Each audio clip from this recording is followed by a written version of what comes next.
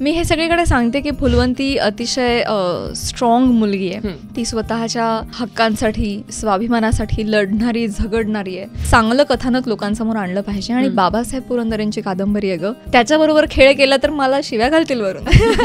जर एका दिवशी 4 फिल्म्स रिलीज होत आहेत, एक हिंदी, एक साऊथ आहे, एक मराठी आहे, तर मला भीती वाटते की अरे यार, कदाचित हिंदी सिनेमा बघायला जातील मराठी प्रेक्षक. ही भीती साऊथवाल्यांना नाहीये. आपली रड काय असते मराठी प्रेक्षकांची, की जर 200 रुपयात मला हिंदी ग्रँड सिनेमा बघायला मिळतोय, तर मी छोटा सिनेमा 200 रुपयांमध्ये बघायला का जाईन? तो मी टीव्हीवर बघेन.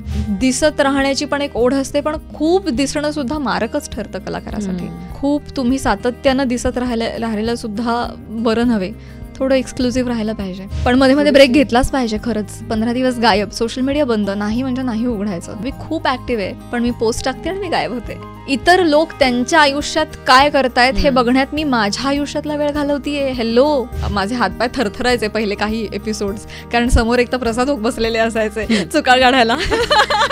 हा कार्यक्रम नसता तर कदाचित आम्हाला माहिती नाही आम्ही डिप्रेशनच्या काय लेवलला गेलो असतो. कॉन्स्टंट आम्ही हास्यजत्रा चालू ठेवतोय, त्यामुळे आम्ही हसतोय आणि त्यामुळे आम्ही करोना विसरतोय.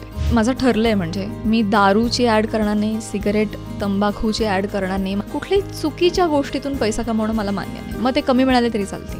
आता मराठी माणसांनी मराठी चित्रपट बघायला प्राधान्य दिलं पाहिजे. स्पेशली फुलवंतीला मी म्हणेन, मराठी चित्रपट सृष्टीनं कात टाकावी आणि सीमोल्लंघन करावं दसऱ्याला, अशी आमची इच्छा आहे. कारण मराठीतला आतापर्यंतचा सर्वात मोठा भव्य दिव्य देखणा चित्रपट आहे. मिरची मराठीच्या युट्यूब चॅनलवर तुम्हा सगळ्यांचं खूप खूप स्वागत. गप्पांची मिसळचा हा नवीन एपिसोड आहे आणि मला माहिती आहे की खूप लोकांनी मला मेसेजेस केलेले की ह्या व्यक्तीला कधी घेऊन येणार आहे, सर आता तर तिची फिल्म सुद्धा आली आहे, मग आली की नाही तुझ्याकडे वगैरे वगैरे. तर आलेली आहे प्राजक्ता माळी फायनली.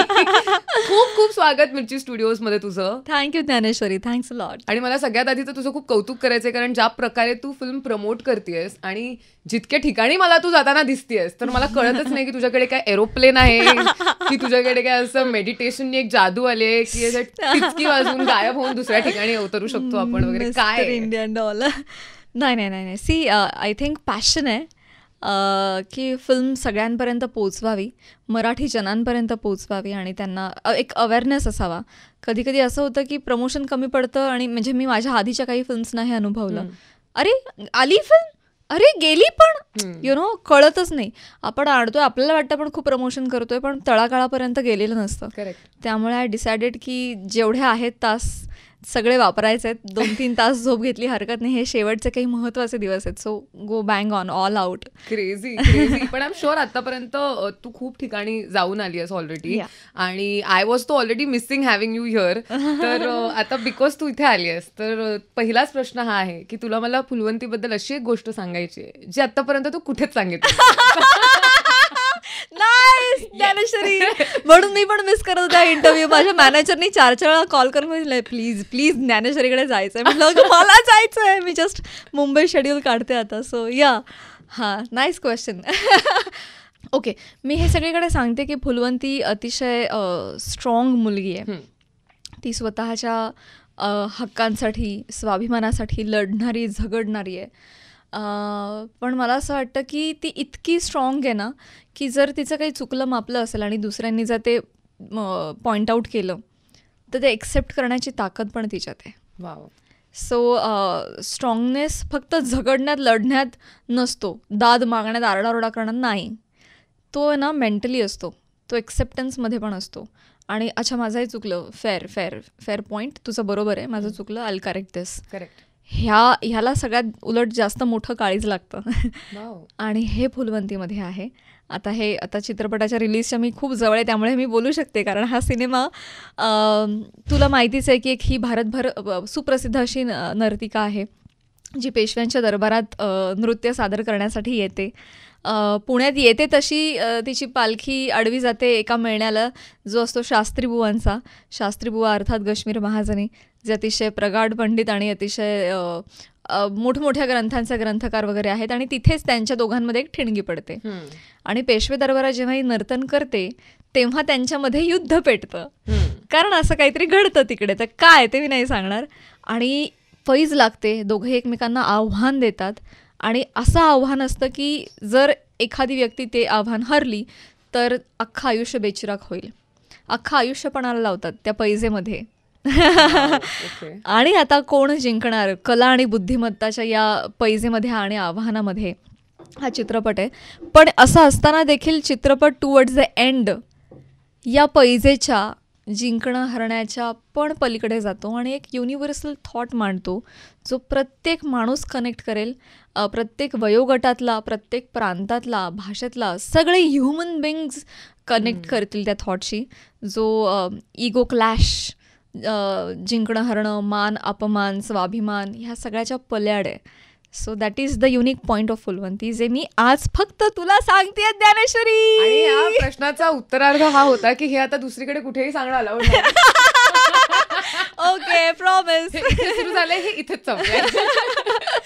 अच्छा, पण फुलवंती ही स्वतः एक कलाकार आहे आणि मला तुला विचारायचंय की एक कलाकार स्वतः आपण असताना एका कलाकाराचं कॅरेक्टर एका फिल्ममध्ये प्ले करणं ते किती इंटरेस्टिंग होतं. म्हणजे सामान्य माणूस आपण प्ले करतोच, पण तीही कलाकार आहे आणि तूही कलाकार आहे, तर ही केमिस्ट्री कशी होते? Nice, again a nice question. हा पण मला कोणी विचारलेला नाहीये.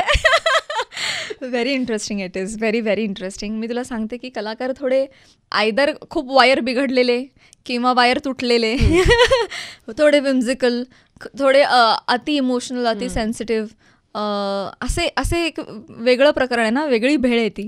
हां, तर सामान्य व्यक्तिरेखा जेव्हा असते तेव्हा तुम्हाला खूप सेन राहावं लागतं.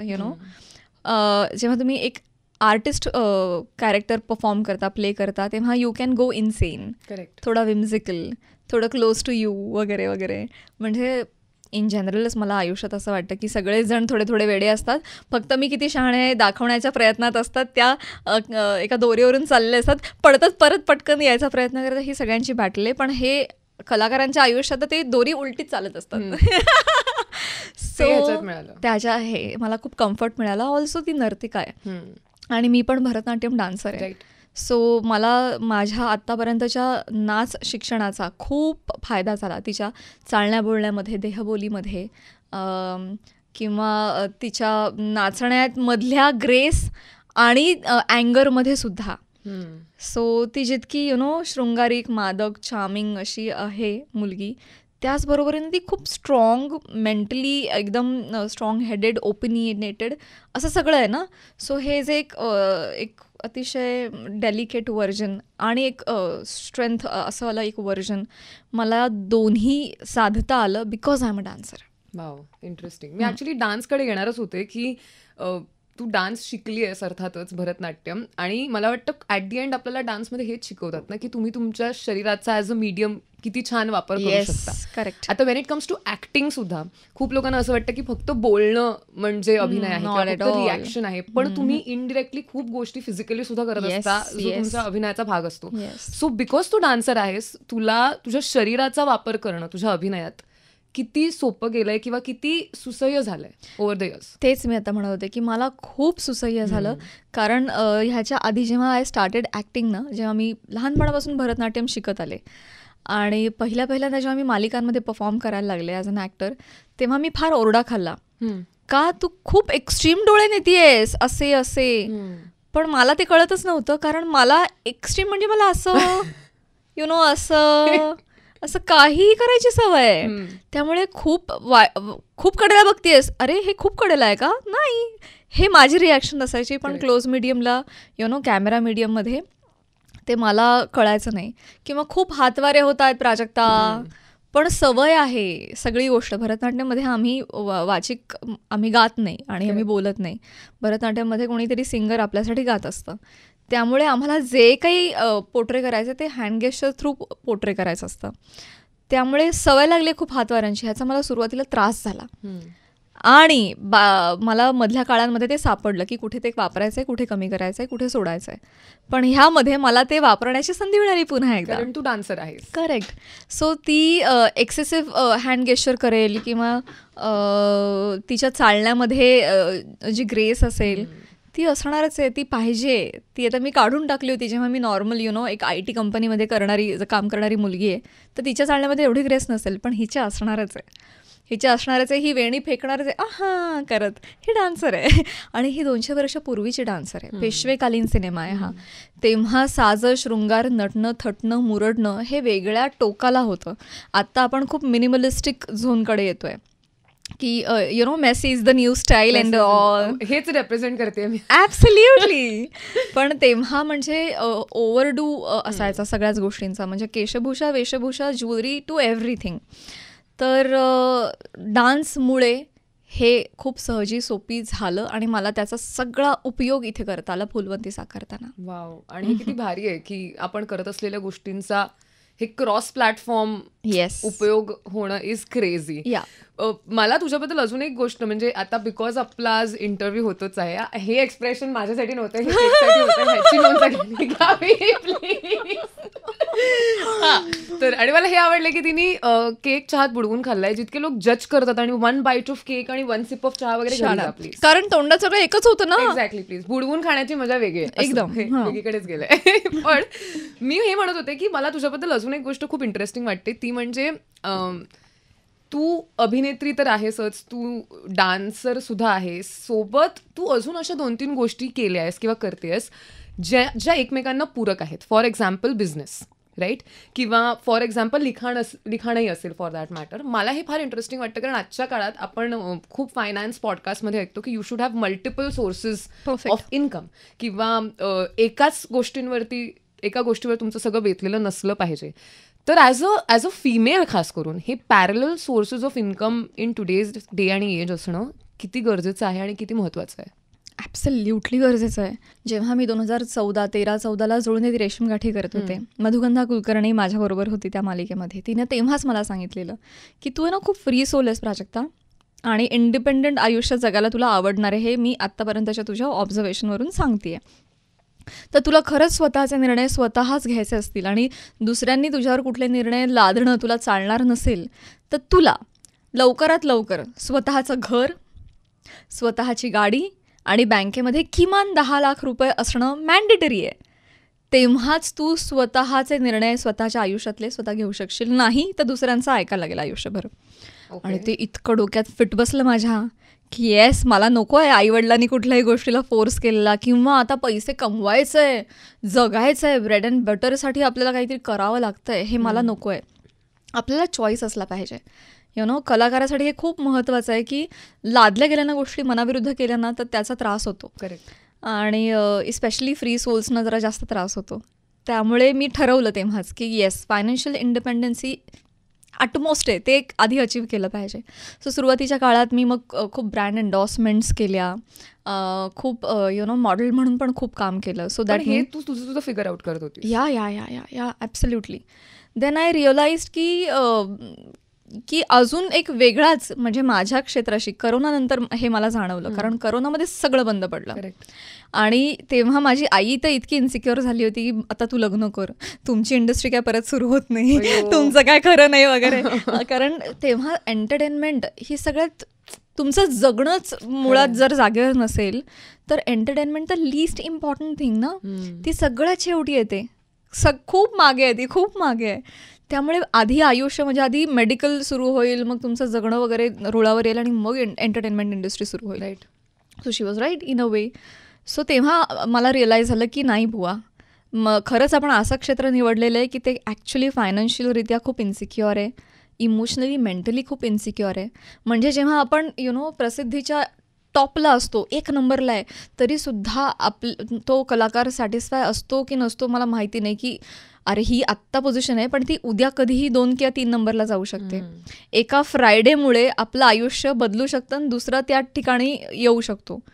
त्यामुळे तो 1 नंबरवर असण्याचा तो आनंद कलाकार घेऊ शकतो की नाही, हा माझ्यासमोर प्रश्नचिन्ह आहे. म्हणजे असं म्हणतात ना, शाहरुख खानला इन्सोमनिया आहे आणि तो किंग ऑफ रोमॅन्स अँड बादशाह हे बिरुद मिरवण्यासाठी तो झटत असतो आणि त्याला हे भीती आहे की आपलं हे बिरुद जाईल वन फाईन डे. त्यामुळे तर हे माझ्या डोक्यात घुसलेलं आहे की म्हणून मग तुम्हाला पॅरलली काहीतरी लागणार आहे की तुम्ही एक तुमचं मेंटली तुम्ही एका ठिकाणावर असाल आणि सेन पोझिशनला असाल जेव्हा तुमचा फायनान्स इंटॅक्ट आहे. आणि मग करोनानंतर माझ्या डोक्यात हे सुरू झालं की काय असं आहे ज्यातून उत्पन्न पण होईल आणि जे करायला मला आवडेल. करेक्ट. म्हणजे असं काहीतरी आउट ऑफ द बॉक्स नको की मी आर्टिस्ट म्हणून त्याच्यामध्ये काहीच करू शकत नाही आणि त्याचं मला काहीच समाधान आणि आनंद मिळत नाही आहे. आणि मग करता करता मला प्राजक्ता राजची कॉन्सेप्ट सुचली की मराठी ज्वेलरी इमिटेशन फॉर्मॅटमध्ये नाहीच आहे, बनतच नाही. कारण मराठी अलंकार हे सगळे हँडमेड आहेत, कारागीर बनवतात आणि ते फक्त सोन्यामध्ये बनवतात.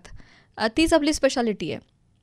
पण ते इमिटेशनमध्ये बनवले नसल्यामुळे ट्रेंडमध्ये येत नाही, कारण सोनं सगळेजण घडवू शकत नाहीत. करेक्ट. म्हणून हा खड्डा मला जाणवला, दिसला आणि मी त्याच्यात उडी मारली की आपण बनवूया, आपण त्याच्यात हात घालूया, आपण त्याचा प्रचार करूया. जेव्हा त्याचा ट्रेंड येईल तेव्हा ते करणाऱ्यांनाही परवडेल आणि बनवणारे विकणाऱ्यांनाही परवडेल. आणि आम्हाला ते जमलं, आम्ही ते साध्य करू शकलो. ऑल्सो त्यामध्ये कलाकार म्हणून मी खूप इनपुट देऊ शकते की तो जो रिसर्च आहे 100 वर्ष आणि त्याहून जुने मराठी दागिने आम्ही प्रकाशात आणतोय. तर मला दागिन्यांवर खूप अभ्यास करता आला. त्या निमित्तानं मला अनेक राजघराण्यांच्या मी काय म्हणत ना कुलपं उघडली त्यांच्या ह्याच्यातली आणि सगळे दागिने पाहिले आणि खूप वाचन झालं त्या निमित्तानं. मराठी अलंकारांवर PhD ज्यांनी केलेली आहे ते ऑनबोर्ड आहेत. त्यांच्याशी गप्पा गोष्टी करून त्यांच्याकडून जाणून घेता आलं. कितीतरी असे ओवी अभंग आहेत, कितीतरी कविता अशा आहेत 100 वर्ष जुन्या, ज्याच्यामध्ये अलंकारांचं खूप स्पष्ट वर्णन आहे की हे किंवा लावण्या आहेत की मला असा लखनवी हार द्या आणि असा छल्ला द्या आणि असा कंबरपट्टा द्या, त्यामध्ये उल्लेख सापडले. असे खूप रिसर्च करता आला. किंवा तुळजाभवानी, महालक्ष्मी माता ह्यांच्या गळ्यातले दागिने सुद्धा आम्ही इमिटेट करतो आणि ते देखील प्रसिद्धीस आणलेले आहेत. सो कलाकार म्हणून मला त्याचाच आनंद आणि समाधान आहे. ऑल्सो एक मराठी माणूस म्हणून मला त्याचा जास्त अभिमान आहे. का तर आपण मराठी संस्कृतीला पुढे चालना देण्यासाठी हातभार लावतोय. मग भलेही तो छोटा वाटा का असा ना खारुताईचा, पण हरकत नाही, आपण काही ना काहीतरी घडवतोय आणि करतोय आणि हा मराठी वारसा आपण पुढे चालवतोय. सो मला हे खूप आनंद देऊन गेलो की आपण कलाकार म्हणून काहीतरी परंपरेशी निगडीत आणि कलेशी निगडीत करतोय. ऑल्सो आपण अर्निंग पण त्यातून करतोय. हे दोन्ही बाजूंनी मला समन्वय साधता आला. आणि मग प्रोडक्शन सुद्धा मला वाटतं. Yes, absolutely. The next step of it. In fact मी तुला सांगू, प्रोडक्शन जर आधी सुरू झालं असतं ना तर कदाचित प्राजक्ताराज सुरू झालं नसतं.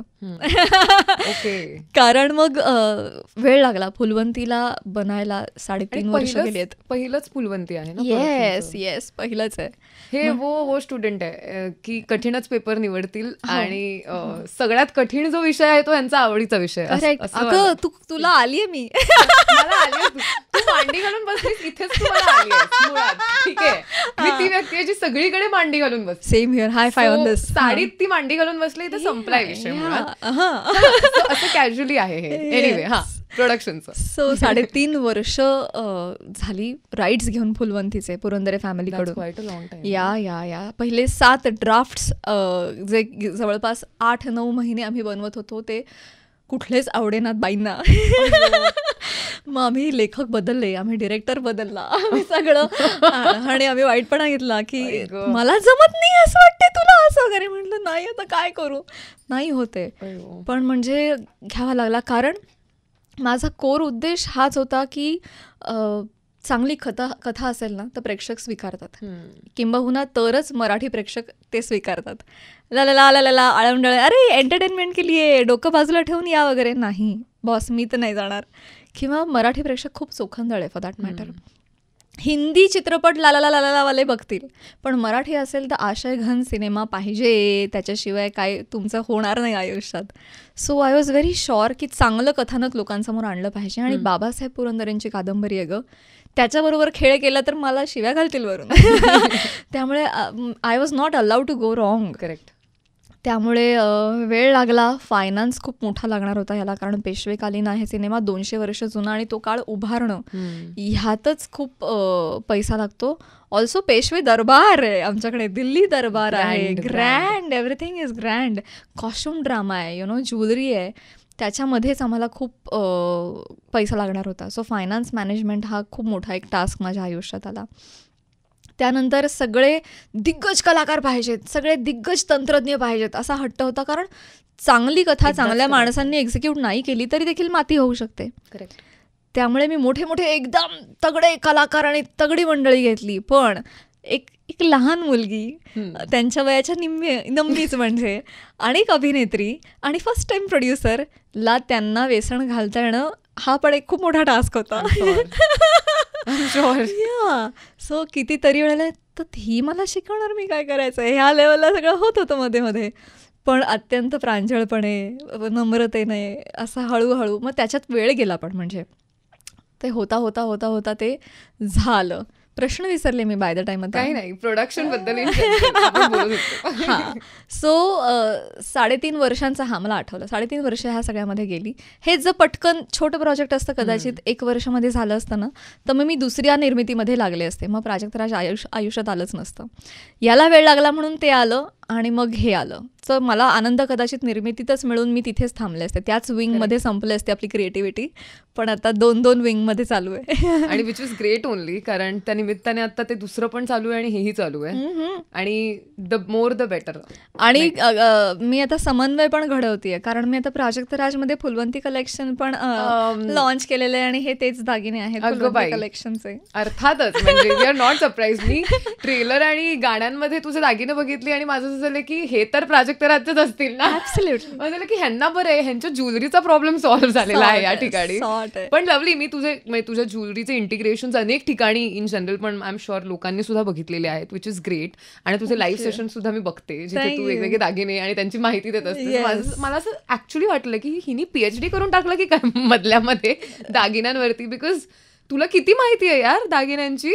आणि इतकं डिटेलमध्ये लोकांना माहित नसतं जनरली की ह्याचं कुठून उगम ह्याचा झाला आणि वगैरे वगैरे. So I was really very प्लेझंटली surprise. छान आहे हे. मला सांग की आत्ता तरी फुलवंतीचा फीवर खूप आहे, आणि आय एम शुअर तू म्हणालीस तसं मगाशी की दिवसातून 4-5 तास तुला कसे बसे झोपायला मिळत आहेत. पण असे फेजेस असतात जिथे आपल्याला इमिजिएटली काम नसतं, किंवा 2 कामांच्या मध्ये थोडासा गॅप असतो. जेव्हा इमिजिएटली परफॉर्म करण्याचं काम नसतं तेव्हा तू काय करतेस स्वतःवरती मेहनत? मी खूप चित्रपट पाहते. ओके. प्रचंड. म्हणजे जेव्हा सुट्टी असते, कुठल्याही भाषेतले, इंग्रजी, साऊथ, मराठी राहिलेले काय असतील, आणि हिंदी, आधी ते बघून घेते. आणि माझा स्टॅमिना इतका आहे की मी एका दिवसात 4ही सिनेमा बघू शकते. सिरियसली? येस. तुझं असं नाही होत की एक फिल्म नंतर यू नीड टाइम टू वगैरे? नाही. किंवा मी एक सिरीज अख्खी एका दिवसात संपवू शकते, असं मी केलेलं आहे आयुष्यात. सो जेव्हा सुट्टी असते तेव्हा मी आणि सोफा, बाजूला काहीतरी चटरफटर खायला, पाणी, आणि दिवसभर मी आणि सोफा, असं आमचं गणित असतं. सो ते. सेकंड, वाचन. कारण आत्तासुद्धा माझा कयास आहे की झोपताना एक तरी पान वाचून झोपावं. पण ते एक पान मग पुरत नाही ना, मग जेव्हा हातात घेते ना एखादी कादंबरी, तर मग 20-20, 25-25 पानं जातात. मग ते मी करते.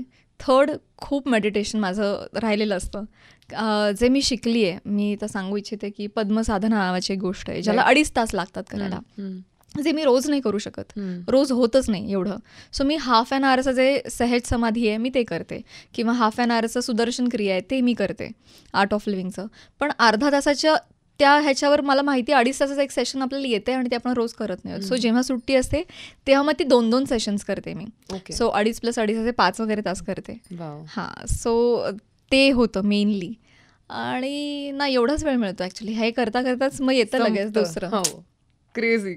आय एम सो हॅपी की मला या टर्म्स माहित आहेत, कारण मी काही काळ आर्ट ऑफ लिव्हिंगचं करत होते, आणि सो मला हे मी लॉकडाऊन मध्ये ऍक्च्युली ऍडव्हान्स कोर्स करायला घेतलेला ऑनलाईन, आणि त्याच्यात सायलेन्स हा जो एक प्रकार आहे, मला इतका कठीण गेला. माझं असं व्हायचं की कसं आईच्या डोळ्यातही नाही बघायचं, कसं मी करू हे, मी काय. आणि ऑफकोर्स लिहायचं नाहीये, वाचायचं नाहीये, बघायचं नाहीये, व्यक्त व्हायचं नाहीये, फोन नाहीये, बोलायचं नाहीये. My god, it was the toughest thing for me. मला किती आवडतो सायलेन्स. इनफॅक्ट 4 दिवसांचा सायलेन्स मला पुरत नाही. मी नेहमी असं म्हणते की मला 9 दिवसांचा, 10 दिवसांचा एक्सटेन्सिव्ह जो ॲडव्हान्स असेल तो करायचा. जाऊन मी बँगलोर आश्रमात मला जायचंय. आता 9 दिवस ऍक्च्युली सेशन असतं नवरात्रीमध्ये. अर्थातच गुरुदेव पण 9 दिवस मौन करतात, आणि मला ते करायचंय.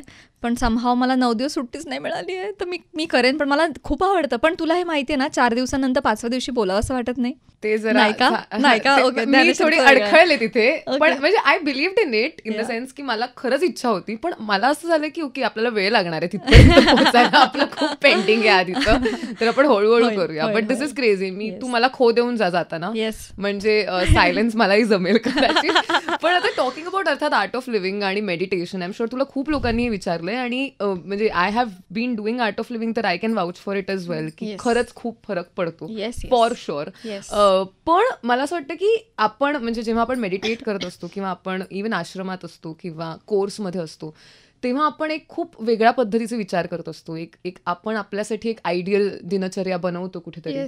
कट्टू आपण आपल्या अशा क्षेत्रात येतो जिथे सगळंच all over the place on most days. म्हणजे तुम्ही कितीही वेळेत जा, पण जर काही काम सुरूच नाही झालं, अशी चिडचिड क्रिएट होण्याचे बरेच मार्ग आहेत, असं इरिटेशन क्रिएट होण्याचे बरेच मार्ग आहेत.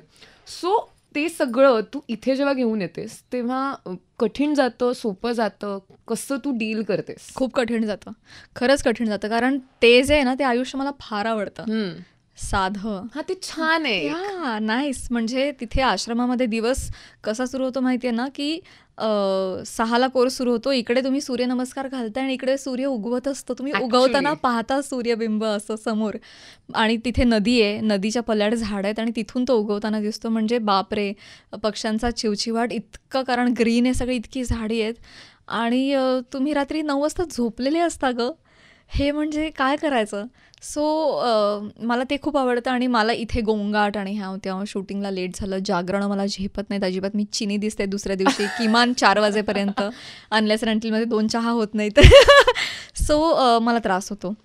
मग मला एकांत पण खूप आवडायला लागलाय. मग खूप माणसांच्या गरड्यात पण मला असं एनर्जी डिस्ट्रॉशन वाटतं की आपण खूप एक्झॉस्ट होतोय, असा मला त्रास होतो. परंतु मी म्हणेन की ते रिगेन करायचं साधन पण मेडिटेशनच आहे. मग ते घरी आल्यानंतर मग परत मेडिटेशन केल्यानंतरच मला बरं वाटतं. आता आणि मला ते हळूहळू करूनच कळणार आहे बहुतेक की कुठे एनर्जी, कुठे तुमच्या काय म्हणत ना, मी प्राणिक हिलिंग पण थोडं केलंय, कुठे तुमच्या एनर्जी लॉक करायच्या, म्हणजे दुसऱ्यांच्या एनर्जी तुम्हाला हार्म करत नाहीत, कुठे त्या ओपन ठेवायच्या, ह्याचं पण एक कॅल्क्युलेशन शिकवतात ते. सो असे काही छोटे पेंत्रे आता मी हल्ली करते की कंपल्सरी मी बाहेरून जर खूप माणसांमधून घरी गेले तर मिठाच्या पाण्यानेच आंघोळ करते, कंपल्सरी. नेक्स्ट डे पण मिठाच्याच पाण्याने आंघोळ करते. सातत्यानं थोडे केस ट्रिम करत राहते, कारण तुमची सगळ्यात मेमरी जी असते मसल्स तुमच्या बोन्समध्ये आणि हेअरमध्ये वगैरे असते, नेल्समध्ये असते. So you know constantly cutting that, की तुम्ही मग शेड करत जाता त्या गोष्टी. असं काय मायन्यूट छोट्या गोष्टी आहेत. किंवा आर्ट ऑफ लिव्हिंगमुळेच मला हे कळलं आहे की तुमची राईट नॉझल जेव्हा ऑन असते तेव्हा जेवा, लेफ्ट चालू असते तेव्हा ध्यानाला बसा, तेव्हा पाणी प्या. सो ह्या गोष्टींचा मला इन जनरल, अशा छोटे पेंत्रांचा इन जनरल आयुष्यात पण खूप फायदा होतो. सो लोकांमध्ये बाहेर फिरताना हिंडताना माझं पोट बिघडत नाही. किंवा एका वेळेला 4च आयटम तुम्ही जेवा, म्हणजे पोटात मारामारी होत नाही. 4पेक्षा अधिक आयटम्स असले की मग गडबड आहे सगळी. तर मग कितीही मी प्रवास केला तरी देखील मग मला परत सिस्टीम जागा राहण्याला मदत होते. सो ते शिकल्यामुळे इथे वावरताना त्रास होतो, पण ते शिकल्यामुळे हे वावरणं सुसह्य पण होतं. सो हे this goes hand in hand somehow. Right. पण म्हणजे हे तरी लाईफस्टाईलचं आहे, म्हणजे माणसांचा स्वभाव हा सुद्धा खूप मेजर फॅक्टर आहे. ते कसं तू असं होतं ना की आपलं इंटेन्शन खूप प्युअर असतं, किंवा आपण खूपच असं ठरवून आलेलो असतो की नाही मला नॉन जजमेंटल पद्धतीने आजूबाजूला बघायचं आहे, आणि I am this pure soul. पण आजूबाजूचे त्या सेम लाईन ऑफ थॉटवरचे नाही आहेत. मग काय होतं? नाही, मग काय ठिकाणी मी इग्नोरन्स इज अ ब्लेस पकडते. जे तुम्हाला एक कुठेतरी मी कोट वाचला होता, आय थिंक श्रीश्रींचाच असणार तो, की जे तुम्हाला रॉंगली रिप्रेझेंट करतात किंवा रॉंग जज करतात ते तुमच्या वाईबचे नाहीच आहेत. दुर्लक्ष करा, पुढे जा. जे तुम्हाला करेक्ट जज करणार आहेत तेच तुमच्या वाईबचे आहेत. सो त्यांच्याबरोबरच तुम्ही कनेक्ट होणार आहात अल्टिमेटली. सो आणि काय म्हणूया, असं असणारच आहे थोड्याफार पद्धतीनं. तुम्हाला माझ्या बाबतीत हे खूप झालं सुरुवातीला. मी ते न्यूमरोलॉजिकली पण मी 8 आकडा आहे ना, ते याच्यासाठीच प्रसिद्ध आहेत, गैरसमज होण्यासाठीच, की लोकांना काहीतरी वेगळीच पर्सनॅलिटी वाटत असते आणि आपण काहीतरी वेगळेच असतो खरं तर. यार काय बर्थ डेट तुझी? 8 ऑगस्ट. 8 डिसेंबर. म्हणून एवढं जुळतंय. तू म्हणालीस गैरसमज आहे तिथेच माझं झालं की टँग टँग. well. तर पण त्याला काही नाही करू शकत, कारण परत एकदा तेच आहे की तुम्ही तुमचं काम करत राहा, जेन्युइनली करत राहा. जे तुमच्या कामामध्ये तुम्हाला साथ देतील, हाक देतील, ते तुमचे. जे नाही देणार ते ओके, नो प्रॉब्लेम. माझा काही हट्ट नाही की मी सगळ्यांना आवडलेच पाहिजे. It's okay. Wow, I love this. मला इतकं अचानक रिलेटेबल झालंय ना, की काय सांगू तुला. सगळंच मी कॅमेरावरती नाही सांगणार आहे, पण हे एक वेगळं सेशन होईल. ह्याच्यात इंटरनल काय होतं हे फक्त प्राजक्ताला आता मी सांगणार आहे. पण इन जनरल आत्ता पण म्हणजे बघितलंस तू तर एखादी फिल्म जेव्हा तुला रिलीज करायची आहे, रादर मला असं वाटतं, मी हे सगळ्या ॲक्टर्सना आजकाल विचारते की तुमच्यासाठी ते पात्र साकारणं जास्त कठीण आहे की ती फिल्म पोहोचवणं जास्त कठीण आहे at this point in time? पात्र साकारणं मला सोपं जातं. मला काय माहिती, ते इनबिल्ट मेकॅनिझम काहीतरी आहे की स्क्रिप्ट वाचली, त्याच्याशी प्रामाणिक राहून काम करायला लागले. मला ना, मी कितीतरी वेळा म्हटलं, मला अभिनय करता येत नाही. अभिनय करणं म्हणजे काय असतं मला माहीत नाही. मी फुलवंती आहे अशी मी वागायला लागते डायरेक्ट. मग ते पात्र जसं बोलतंय ना, मला वाक्य फार मला मदत करतात. मला कथा फार सहाय्यभूत ठरते. अच्छा, ती पुढे जाऊन हे वागणार आहे, मग ती आत्ता अशी वागणार आहे, मग ती या सीनमध्ये अशी वागणार आहे, इथे ही अशी वागली तर हा ग्राफ असा जाईल, मग ती तिथे पोहोचू शकेल. सो माझ्यासाठी संहिता हाच माझ्यासाठी सगळ्यात मोठा गायडन्स पॉईंट असतो. आणि मी काही वागायला जात नाही, मी ती व्यक्ती बनते. ह्याचा मला त्रासही होतो, कारण रडताना किंवा काय करताना मी ॲक्च्युली एक्झॉस्ट होते. राईट. पण मला दुसरी मेथडच माहिती नाही. You be that person is the only method I follow. So मला बनणं सोपं जातं, कारण परत एकदा 8 माहिती आहे ना तुला, शरीर एक आहे आणि 7-8 सोल्स एकत्र बसलेत. सिरियसली. म्हणजे आता हा ऑन करायचा, एक मवाळ छान शांत सहनशील व्यक्ती, नाईस, टिंग टिंग भांडायचं आहे, चला यू गो ऑन फाईट, हे पण आहे. या असं खूप आहे. सो त्या सिच्युएशनला ते टिंग टिंग पॉपअप होतात आणि त्यांचं काम करून परत आत बसतात, असं मला खूप वाटतं. सो हे मला इझी जातं पोर्ट्रे करायला कुठलंही कॅरेक्टर. फिल्म पोचवणं अवघड जातं, इस्पेशली ॲज प्रोड्युसर मी तुम्हाला सांगेन. कारण कितीही पोचवलं तरी कमीच पडतं असं मला वाटतं. कमीच आहे, कारण तुम्ही सगळ्या महाराष्ट्रात एवढ्या 14 करोड जनतेपर्यंत तुम्ही तुमचा आवाज कुठल्या कुठल्या पद्धतीने न्याल.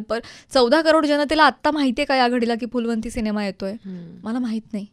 मी कसं जज करणार, कशावरून जज करणार की 14 कोटींना माहिती आहे की नक्की येतोय, 11ला येतोय, हे माहिती आहे का?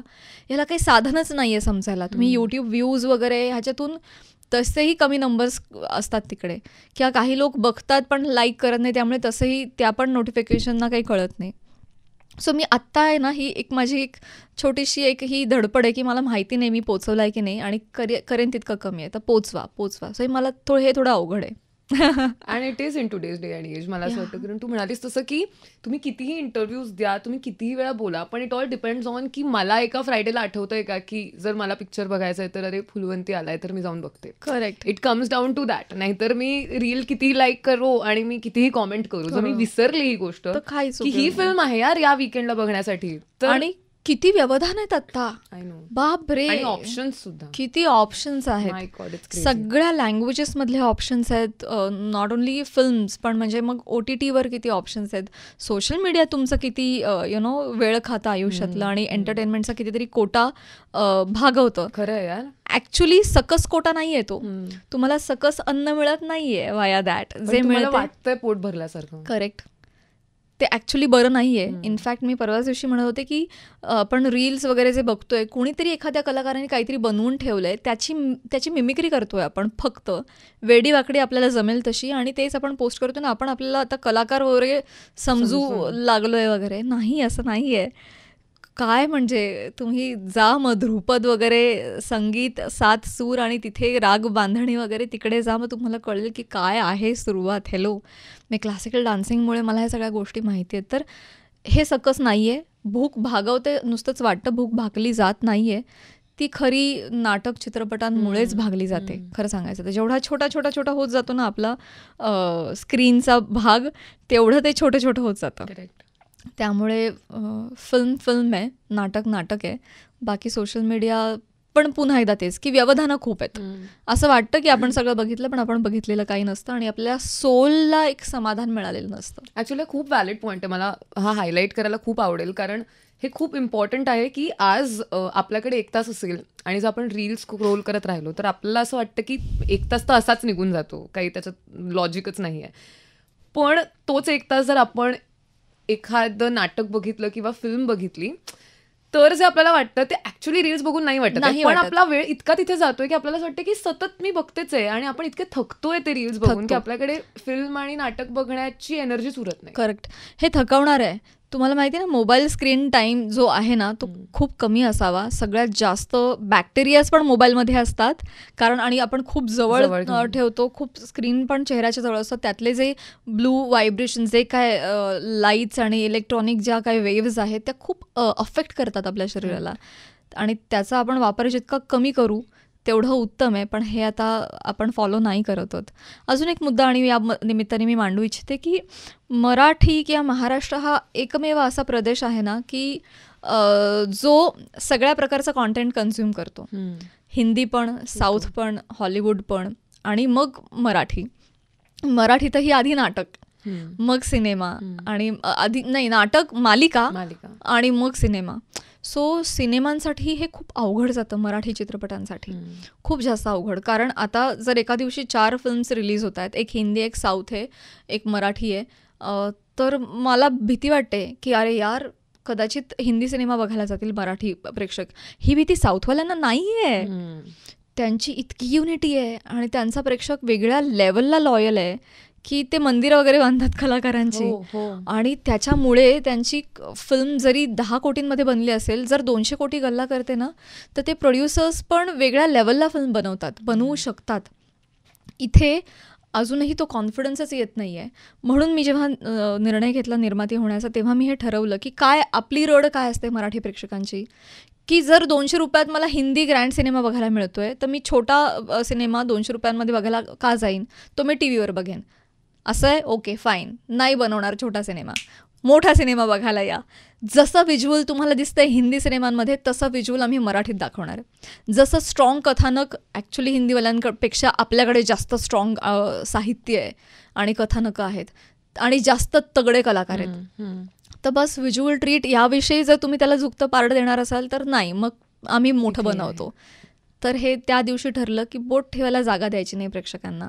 कथा ओके टिकमार्क, व्हिज्युअल्स टिकमार्क, नृत्य टिकमार्क, संगीत टिकमार्क, BGM टिकमार्क, कलाकार tick mark, execution tick mark, everything is there. आता कारण देऊ नका. आता मराठी माणसांनी मराठी चित्रपट बघायला प्राधान्य दिलं पाहिजे. स्पेशली फुलवंतीला मी म्हणेन, या निमित्तानं नवमीला आमचा चित्रपट येतोय. मराठी चित्रपटसृष्टीनं कात टाकावी आणि सीमोल्लंघन करावं दसऱ्याला, अशी आमची इच्छा आहे. कारण मराठीतला आतापर्यंतचा सर्वात मोठा भव्य दिव्य देखणा चित्रपट आहे. किती सुंदर यार, सो वेल पुट. बघा प्रेक्षकांनी प्लीज हा इंटरव्ह्यू पण बघा आणि फुलवंती पण बघा, गोष्टी बघा. प्राजक्ता मला सांग की मनोरंजन हे क्षेत्र जे आहे, आपण कितीही, अर्थात कला हे त्यातलं मूळ आहे आणि आपण कितीही आर्टिस्टिक विचार केला तरी प्रसिद्धी हा सुद्धा त्यातला एक फार महत्वाचा भाग आहे. आणि असं होऊच शकतं की कारण एक कलाकार म्हणून आपण सतत स्वतःला एक्झॉस्ट करत असतो, सतत व्यक्त होत असतो, सतत देत असतो. त्या प्रसिद्धीमध्ये कधी तुला हरवून जातोय आपण असं वाटलंय? नाही असं वाटलं, कारण परत एकदा माझ्याकडे एक स्विच आहे जे वरती त्या एनर्जी सोर्सला एक प्लग इन आहे. सो जिथे मी ड्रेन होते मी परत प्लग इन होते, टिंग tong, okay energy boosted, done. असं मला खूप जेन्युइनली वाटतं. मी जेव्हा मेडिटेशनला बसते, ओके रिगेन्ड युअर एनर्जी, हे मला नेहमी होतं आफ्टर द मेडिटेशन. आणि माझा ना बेसिकली मे बी थॉटच हा आहे ना, मी कलाकार आहे म्हणजे मी कोण आहे, मी इथे सगळ्या जनतेच्या सेवेसाठीच आहे.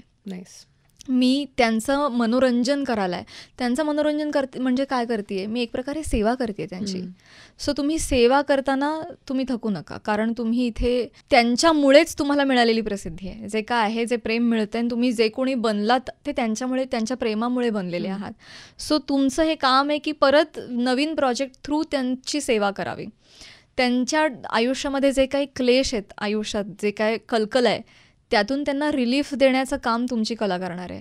तर तुम्ही त्यांची सेवा करताय तर त्यात थकू नकोस.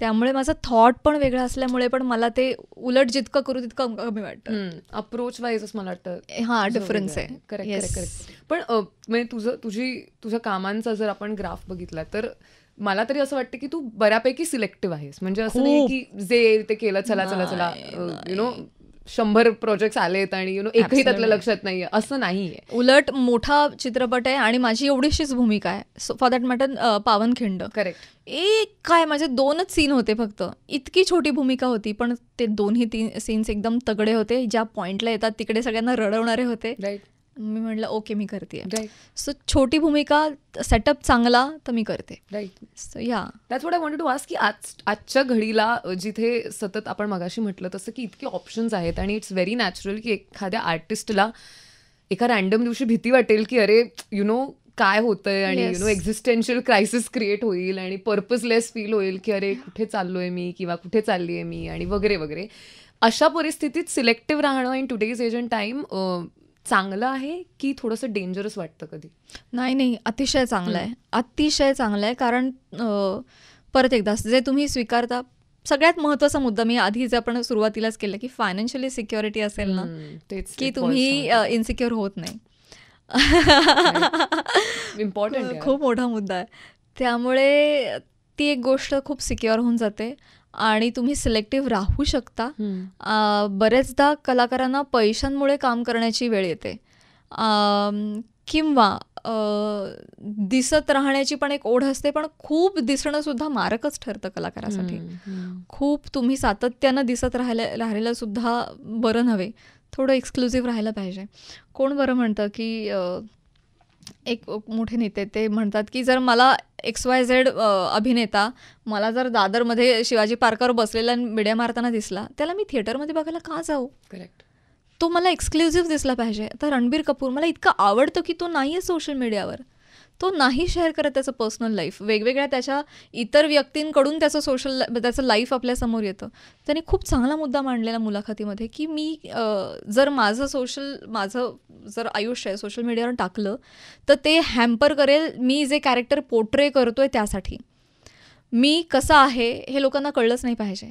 म्हणजे फिल्ममध्ये जो मी दिसतो ते एक्सेप्ट करायला त्यांना सोपं जाणार आहे. म्हणजे मला इतकं आवडलं. सो तुम्ही माणूस म्हणून कसे आहात हे न कळणं किंवा सातत्यानं दिसत राहणं ह्या गोष्टी मारक ठरतात.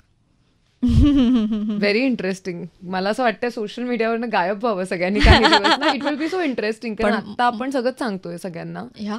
पण मध्ये ब्रेक घेतलाच पाहिजे खरंच. एक मध्ये एक सगळ्यांनी एक्सरसाइज म्हणून केलं पाहिजे. 15 दिवस गायब, सोशल मीडिया बंद. नाही म्हणजे नाही उघडायचं. बघा जमतं एकतर जमणार नाही. हे जमणार नाही कारण इतकी सवय लागून राहिली आहे आपल्याला. उठल्यानंतर पहिल्यांदा तीच गोष्ट, जेवताना, रात्री झोपताना काय आजचा अपडेट वगैरे, ही सवय लागली आहे. आपण त्या ट्रॅपमध्ये होत आता. खूप जास्त नॉनसेन्स मॅटर कन्झ्युम करतो आत्ता आपण. सो आपण अजून एक मोठी व्यक्ती ज्यांचं हे स्टेटमेंट आहे की आपण कन्झ्युमर नाही बनलं पाहिजे. जे खूप चिपो थिंग आहे. आपण प्रोड्यूस केल्या पाहिजेत गोष्टी. तो सतत एक डोक्यात ठेवा आणि चेक करत राहा की तुम्ही किती गोष्टी प्रोड्यूस करताय, म्हणजे जनरेट करताय, नव्यानं उभे करताय का तुम्ही कन्झ्युमच करताय. सो 95% आपण कन्झ्युम करत असतो आणि ओन्ली 5% आपण जनरेट करतोय काहीतरी. हा रेशो एक्झॅक्टली उलटा पाहिजे. तरच तुम्ही काहीतरी कराल तुमच्या आयुष्यात. नाही तर काही घडणार नाही आहे. आपण असेच येऊ, लाला जेऊ आणि असे मरू. ट्रू. आणि ही सगळी इन अ वे प्रलोभनच आहेत. रादर मला तुला विचारायचं की इन युअर फील्ड खास करून अशी कोणती प्रलोभनं आहेत प्राजक्ता ज्यांच्यापासून तू स्वतःला हेतुपुरस्सर लांब ठेवलेस किंवा तू सतत स्वतःला आठवण करून देतेस की नाही ही या सगळ्या गोष्टी प्रलोभनं आहेत आणि मला ह्याच्यापासून लांब राहायचं कारण मला माझी सॅनिटी जपायची आहे. आय थिंक सोशल मीडिया खूप महत्त्वाचं साधन आहे. म्हणजे मी सतत चेक करते की मी 20 मिनिटापेक्षा अर्धा तासापेक्षा एक्सिड नाही ना करते सोशल मीडियाचा वेळ आपल्या. नाही ॲटेस्ट रीच नाही, इन अ डे. हेलो या मी जाते इथून. सो सगळ्यात जास्त वेळ माझा फोन कॉल्स किंवा व्हॉट्सॲप मेसेजेसवर जातो. सगळ्यात कमी वेळ सोशल मीडियावर जातो. मी ॲक्टिव्ह आहे, मी खूप ॲक्टिव्ह आहे. पण मी पोस्ट टाकते आणि मी गायब होते. आणि मी अजिबात फीड्स बघत बसत नाही. कारण काय आहे ना, पुन्हा एकदा इतर लोक त्यांच्या आयुष्यात काय करतायत हे बघण्यात मी माझ्या आयुष्यातला वेळ घालवतीये. Hello. Also they are making me insecure. का तर आज मी इकडे मॉलदीव्स अँड ह्या shopping and wow food and all. अरे रडतानाचे फोटो टाकता का तुम्ही? भांडतानाचे फोटो टाकलात का कधी सोशल मीडियावर? टाकतात का? आज माझा मूड ऑफ आहे असं म्हणून कोण सेल्फी टाकतं का? नाही. पण ते हॅपी आहेत हे बघून आपण अनहॅपी होतो. अरे यार लोक किती मजा करतात आयुष्यात आणि व्हॉट आय एम डुईंग. हे आपलं होतं सबकॉन्शियस लेवलला. तर मी रॅदर दॅन डुईंग दिस मी माझ्या आयुष्यात काहीतरी करण्यात माझा वेळ घालवेन rather than watching others what they are doing in their life. त्यांना त्यांचं आयुष्य जगू दे भावा, काय प्रॉब्लेम नाही. मी माझं आयुष्य जगते. वा. ह्या सो खूप हे प्रलोभन जे आहे ना सतत, असं नाही की आणि मला मोह होत नाही, मला पण एक सवय लागते. ते हे खूप ह्युमन सायकी आहे. तुम्ही कितीही ह्याच्यावर कंट्रोल करा, हे अवघड आहे. पण द मोमेंट आय रिअलाइज हां बास खूप झालं, okay fine, switch off completely. Okay Prajakta बास. मी ओरडते स्वतःला ॲट अ पॉईंट, बास प्राजक्ता 10:30 वाजलेत, झोप चल आता. हे मी ओरडते आणि मी खूप कटाक्षानं ती एक लढाई आहे छोटीशी. खरं आहे. हां, झोपेतून उठणं, बेड सोडणं ही एक अजून एक लढाई आहे. ध्यानाला बसतानाचं ते जे आहे ना ती एक छोटी लढाई आहे. So true. एक्सरसाइजला सुरू करतानाचं आज नको ना, तिथं एक छोटी लढाई आहे. ह्या छोट्या छोट्या लढाई आहेत, पण तुम्ही ते केल्यानंतर आहे ना तुम्हाला आनंद देता. मग मॅटवर आल्यानंतर पहिला एक सूर्यनमस्कार झाल्यानंतर you thank your self, you thank your self की थँक गॉड मी तेव्हा आळशीपणा केला नाही आणि आत्ता मी एक्सरसाइज करते. सो त्या छोट्या छोट्या लढाया डे टू डे लाईफला तुम्हाला लढायला लागतात, तरच तुम्ही तुमची सॅनिटी जपवू शकाल आणि जपू शकाल. Which is crazy. अजून एक गोष्ट मला वाटतं जी तुझी सॅनिटी खूप जपते आणि दॅट इज अर्थातच MHJ. आणि ती ऍक्च्युली आमच्या सगळ्यांची सॅनिटी जपणारा कार्यक्रम आहे तो. खरंच म्हणजे कधी कधी मला असं होतं की हा कार्यक्रम नसतं तर काय झालं असतं यार. It is a little difficult to imagine. पण मी आता मला वाटतं सई इथे येऊन गेली आहे, प्रसाद सर येऊन गेले, मी सगळ्यांना विचारून झालंय MHJ बद्दल. पण मला तुला विचारायचं की अनेक फिल्म्समध्ये आणि सिरियल्समध्ये लोकांच्या कास्टिंगचे किस्से आपल्याला माहिती आहेत, तर MHJ मध्ये तुझं कास्टिंग कसं झालं होतं? खरं त्यांना का असं वाटलं की मी हा शो होस्ट करू शकेन मला माहिती नाही. खूप वर्षांपूर्वी मी झी मराठीवर एक शो होस्ट करते, मॉर्निंग शो, मला वाटतं जय जय Maharashtra, good morning Maharashtra. So त्यानंतर मी काहीच होस्ट केलं नव्हतं, पण त्यांना असं वाटलं की या मुलीला बोलवूया, तर त्यांनी मला फोन केला. मी म्हटलं नाही, रियालिटी शो त्यातही कॉमेडी माझा काहीच संबंध नाही. मी म्हणजे पंच पाडेन माझ्या तोंडी एक एक्सक्लुझिव्ह तुम्ही दिलं तर मला काही गंध नाही, सेन्स ऑफ ह्युमर नाही, तुम्ही मला जमणार नाही. त्यावेळेला तू काय करत होतीस आणि कोणते प्रोजेक्ट्स करत होतीस? तेव्हा मी फिल्म करत होते. डोक्याला शॉट आणि पार्टी नावाच्या 2 फिल्म शूट झाल्या होत्या आणि त्या सेटवर, डोक्याला शॉटच्या सेटवर मला फोन आला होता. सो आय सेड नो की मी नाही करत आहे. मग परत 2 दिवसांनी फोन आला की तुझं पेमेंट आम्ही वाढवतोय तर प्लीज या पेमेंटला तरी कर, पण आम्हाला तू हवी आहेस. आणि शेजारी माझा एक मित्र होता, तो म्हणाला की तू का नाही करत आहेस, एवढे चांगले पैसे देत आहेत तुला. म्हटलं पण नाही करायचं, मला नाही जमणार. हे तू केल्याशिवाय कसं काय म्हणतेस तुला नाही जमणार?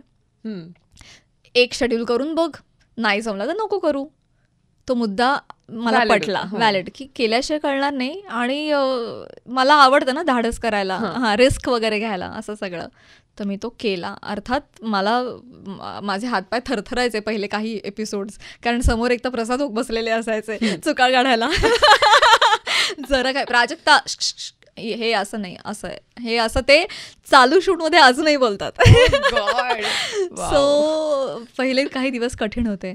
मग माझं झालं आणि माझं मन भरलं. म्हणलं ओके झाला एक्सपेरिमेंट, जय हिंद जय महाराष्ट्र. मग तेव्हा प्रसाद ओकच मला म्हणाले, ए वेडे तू दुसरं शेड्यूल केलं नाहीस तर लोकांना असं वाटेल की तुला काढलं, तू सोडलं, हे लोकांना कळणारच नाही.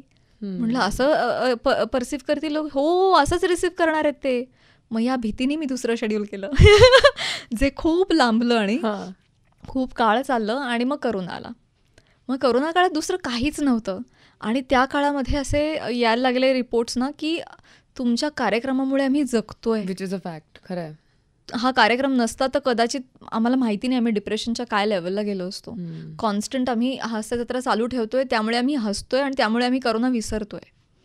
सो त्यानंतर मला हे पुण्याचं काम वाटायला लागलं. तोपर्यंत तू एन्जॉय करायला लागलेलीस आणि कम्फर्टेबल झाली.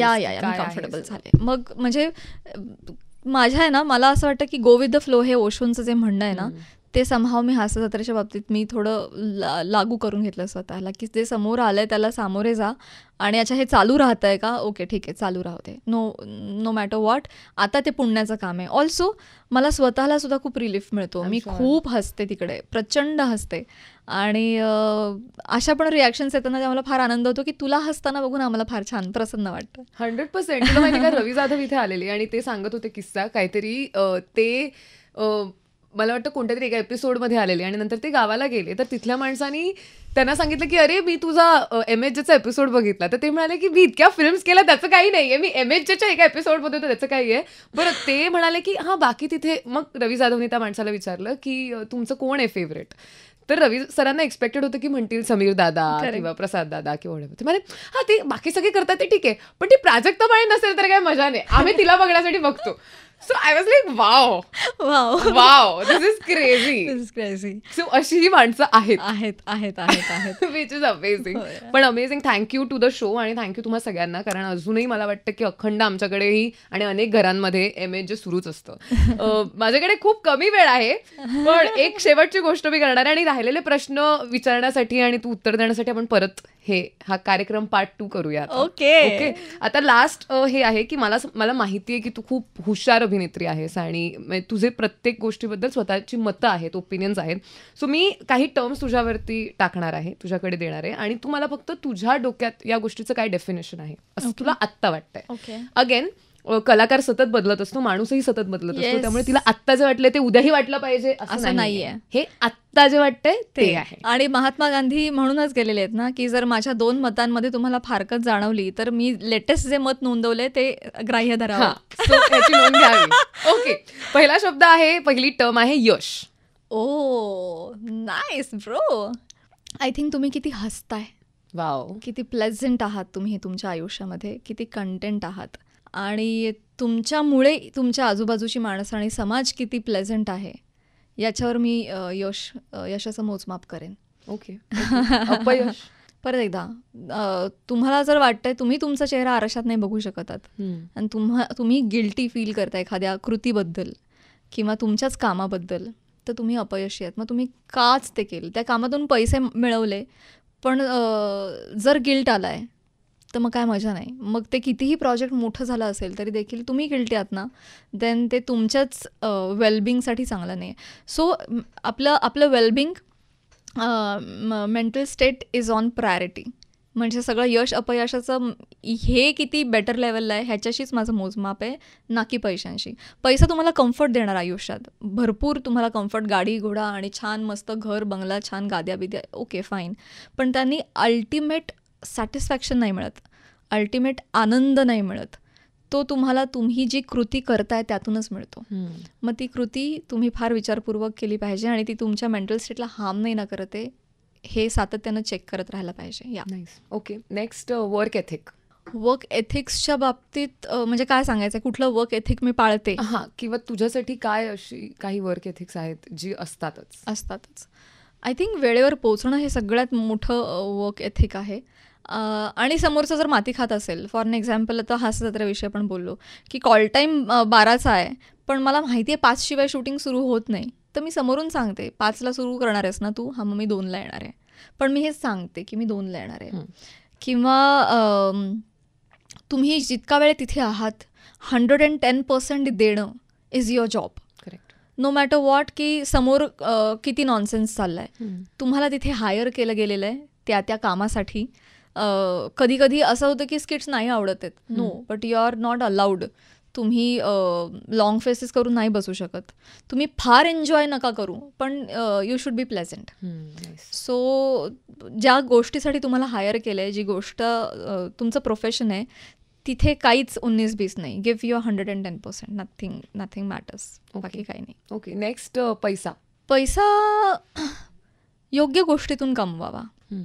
म्हणजे मी इथे नोंदवू इच्छिते की मी माझं ठरलं आहे, म्हणजे मी दारूची ॲड करणार नाही, सिगरेट तंबाखूची ॲड करणार नाही. मला खूप मध्यंतरी अशा लिकर ब्रँड्स मला अप्रोच झाले आणि त्यांनी बऱ्याच लोकांनी केले पण, आणि की रमी गेम्स मी नाही करत. मला चांगल्या गोष्टींमधून पैसा कमवायचा आहे. मला परत एकदा की ज्या कृतीतून मला बरं वाटणार आहे त्या कृतीतूनच पैसा जनरेट करायचा आहे. प्राजक्त राजमधून पैसा कमवायला मला फार आवडेल. का तर मी एक समाजाचं देणं पण लागते ते मी फेडतीये, परंपरा पुढे नेते आणि पैसा पण कमवते. अभिनयातून मला पैसा कमवायला आवडेल की मी ते माझं प्रोफेशन आहे, माझं काम आहे, लोकांना मी एंटरटेन करते आणि त्यातून मी पैसा कमवते. कुठल्याही चुकीच्या गोष्टीतून पैसा कमवणं मला मान्य नाही. मग ते कमी मिळाले तरी चालते. ओके. नेक्स्ट तुझं आवडीचं अध्यात्म. त्याविषयी काय बोलू? आवडीचं कॉन्सेप्ट किंवा काही व्हॉट इज युअर डेफिनेशन आणि किती महत्वाचं आहे त्या आयुष्यात? श्री श्री रविशंकरजी म्हणतात, मी नाही. त्यांचं असं म्हणणं आहे की जर खरा तुम्हाला आनंद किंवा ब्रह्मानंद जो मिळणार आहे तो कधी मिळणार आहे? जेव्हा एक सोल म्हणून तुम्ही एक लेवल अप जाणार आहात ॲज अ सोल. बाकी इतर कुठल्याही गोष्टी तुम्हाला असं फक्त वाटत राहतं, गुड फूड, कम्फर्ट, पैसा, वेकेशन्स तुम्हाला आनंद देतात, पण ते इतकं टेम्पररी आहे की ड्युरिंग द वेकेशनसुद्धा तुम्हाला बोर होऊ शकतं किंवा हे कायच करते मी, किती पैसा खर्च करते आणि काय मला मज्जाच येत नाही, हे तिथेही तुम्हाला होऊ शकतं किंवा होतं रॅदर. तर खरा आनंद एक सोल अपग्रेडेशनमध्येच आहे आणि जे व्हाया मेडिटेशन, बिंग कॉन्शियस असून तुम्ही ते अचीव करू शकणार आहात. सो अध्यात्म हेच आहे की day by day me level up होते का हे चेक करत राहणं आणि लेवलअप होणं. ओके. शेवटचं आणि खूप महत्वाचं मला वाटतं समाधान. तुझी काय परिभाषा आहे समाधानाची? कुटुंब आपल्यामुळे हॅपी आहे, आपण स्वतःसाठी हॅपी आहोत, आपण जे काम करतोय त्यातून आपल्याला आनंद मिळतोय. Good amount of combination of everything. छोटे छोटे 4-5 छान प्रोजेक्ट्स चालू आहेत, ओके पैसा येतोय, कुटुंब ओके हॅपी आहे, समाजाला तुमच्याविषयी आनंद आहे आणि अभिमान आहे.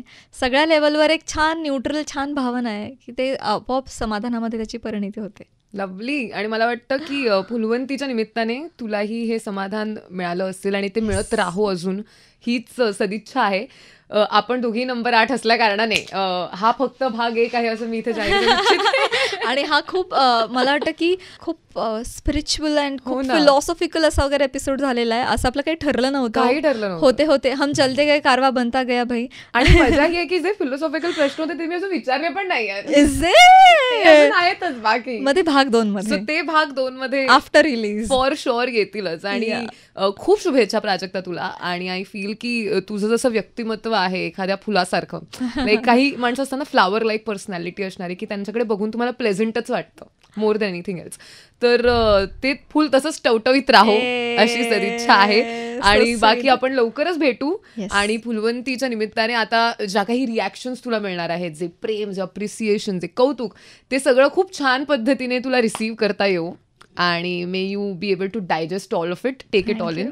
आणि तरीही तुझा स्वभाव आणि तुझी पर्सनॅलिटी अशीच राहो अशी माझी आशा आहे. आणि अशाच विशेष आहेत. थँक्यू. हे खूप खूप छान बोललीस तू की देवाला मी हेच मागते की भावा तेच दे मला जे मी पचवू शकते. सो ट्रू यार. किंवा जे मी पचवू शकणार आहे तेवढंच दे, किंवा जे देणार आहेस ते पचवण्याची अक्कल दे.